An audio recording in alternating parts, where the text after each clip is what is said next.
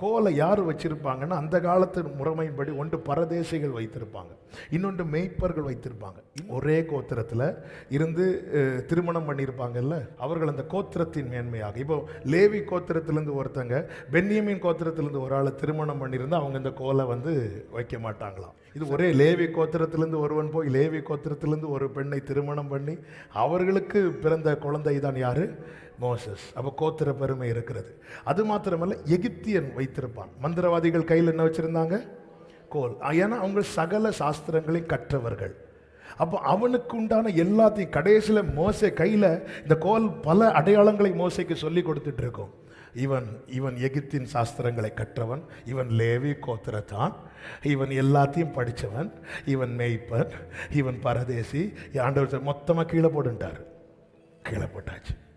அடுத்து எடுக்கிறார். அதுக்கு பேர் தேவனுடைய கோல்.